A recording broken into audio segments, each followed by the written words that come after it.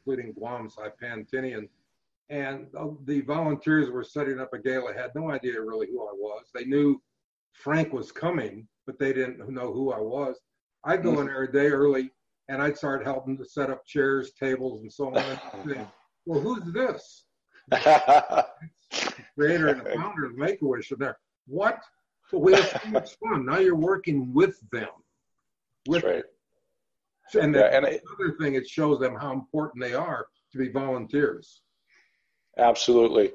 And I think as a leader, and certainly being a pastor, and from a biblical example, that this whole thing with servant leadership, how important that is, because it's as people see that you have a real heart for them, that you're concerned about them, you want to learn about them, you want to set that example. Boy, that really sets that whole team on fire. Oh yes, definitely agree. So Frank, again, you've been listed on Forbes as the top 10 keynote speakers. What are some of the things that you talk about when you're a keynote speaker? Well, my whole thing is everyone can be a hero. And that's, in fact, the tagline of the movie. Everyone can be a hero and give back. And I told the story just like I told you, a little more in depth about what led me, the people that influenced me in my childhood, that helped me develop character, integrity, work ethic, etc. And then going into how you can give back. And I don't just push the Make-A-Wish Foundation whatsoever. There's 1.2 million approximate charities in the U.S. right now. And I just say, if you can give back, you don't have to have the money, just like Juan told me. Give back your time, maybe in-kind donations, but search for a nonprofit that you think you'll be interested in, and go to charitynavigator.org before you really get involved. Make sure that that charity is, in fact, doing the mission that they've set out to do, that the money is not going into fancy cars, restaurants, et cetera, et cetera. And the nonprofit world, I'm sure you know that if 70 cents of every dollar goes into the mission, the charity is doing very well. That's right. And like, again, I just said, I push everyone can be a hero, do what you can. And I give an example. I'm a board member for U.S. Vets. And U.S. Vets has chapters all over the United States. One of the few charities that 89 cents of every dollar goes to the mission. And we have a local chapter in our town here in Prescott. And it's not associated with the Veterans Administration. And the mission for U.S. Vets is to find the homeless veterans. We go out in the woods here, we're high in the mountains, find the veterans, ask them if they'd like to come in. We can get them into temporary housing. We can get them in the consul. We can get them in job training, job placement, permanent housing. And we're about a 70% in our area success rate of bringing these veterans in. But the community, I asked the community to get involved. You're going to love this one. Let's do a toilet paper drive, huh? And I asked down at the facility, what are some of your big expenses people will know about? Toiletries, shampoos, this and that. And I just told the local folks here, listen, go to Costco, go to Walmart, go to Sam's Club, go to wherever, buy rolls of toilet paper, take them over to them.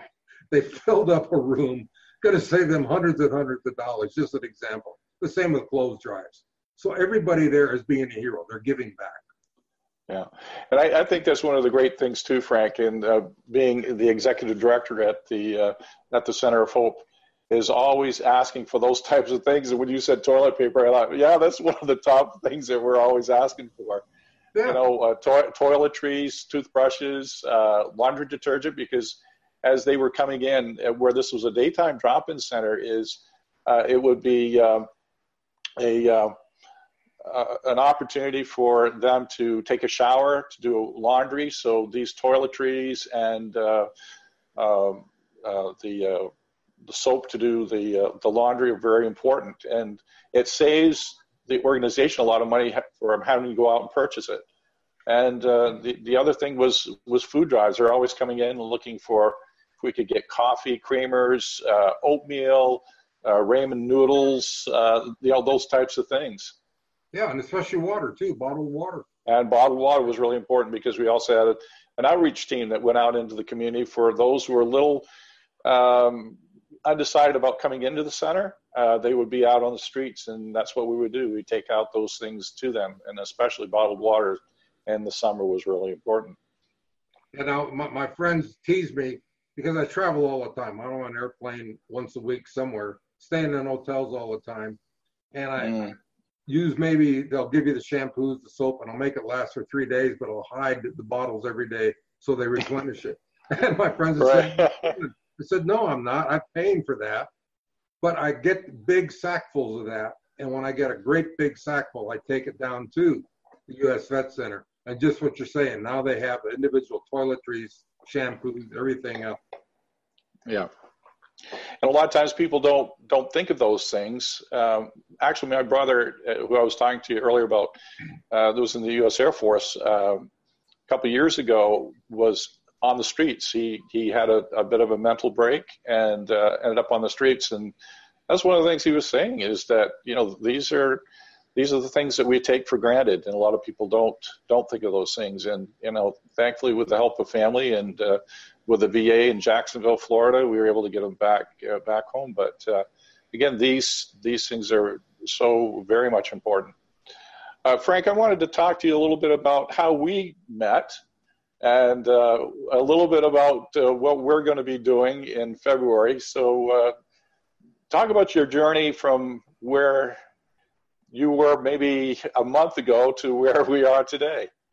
Where was I a month ago? I can't even. I don't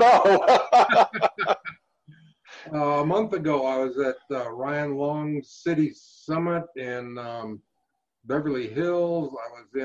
I've lost track, be honest with you. That's an old age thing. But a very, very significant thing for me was I was asked by the group that you're involved with also to be a judge at the Shiny Mickey Awards.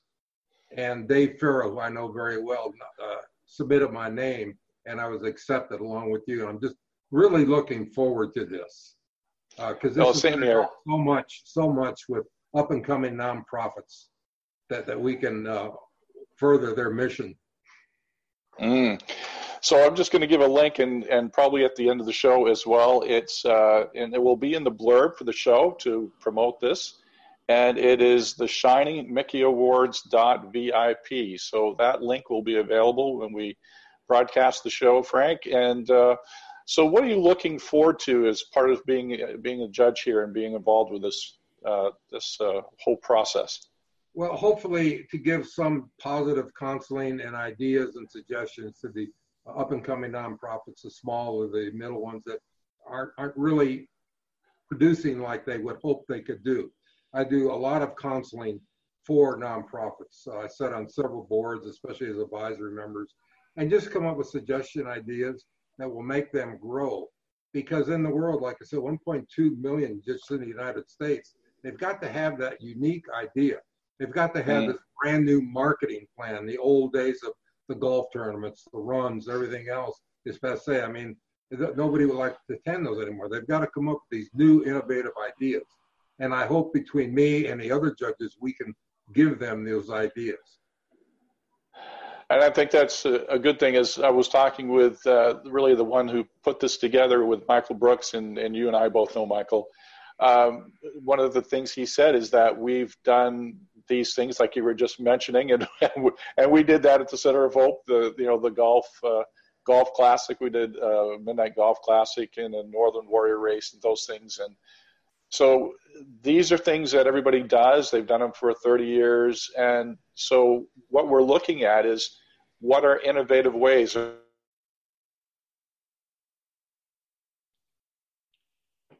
Here, when I guess somebody heard about the show, they're calling in about the masterminds. And what have you ever been involved in a mastermind before, Frank? Oh, yes, several. Okay. And one of my mentors is Greg Reed. In fact, Greg, I believe, is one of our judges. Yes, he is. Masterminds. And again, just to exchange ideas. And I always tell people I make suggestions. I don't tell them what to do. I would suggest you look at this, take it out, take some of the ideas, see if they work, get rid of the rest, and maybe those suggestions will help with what you're trying to do. So in your involvement with some other nonprofits, what are some of the innovative things that you've been able to do with these nonprofits? One of them is Candles for Hope, which is based in Long Island, New York. and a new nonprofit, and their mission is to find the children that are in these shelters that have never had a birthday party or haven't had one in years. They go in there, they find what the child is, they bring everything in and have a great big birthday party, the candles, the ice cream, everything for the child, all the kids that are in there, along with age-appropriate gifts, but also then the gifts that they need, the underwear, the socks, etc. And the biggest thing with the marketing and the branding we're doing on this, and they've taken some of the suggestions with getting the media involved, etc. Now they're getting requests. They're only 2 years old. They get requests from all over the nation. How do I start a chapter or a franchise, as they call it sometimes, in my state and so on? They're going to grow. They're going to be one of the next big ones. The next one I'm involved in, I'm so proud of this one. It's called the Wounded Blue. And this is a one that's going to help police officers. I'm one of the board members on this. When a police officer gets injured in the line of duty, shot, stabbed, whatever it might be, and he's laid up for several weeks, months, even a year, he has to use his vacation time and his sick time. And when that runs out, he doesn't get paid.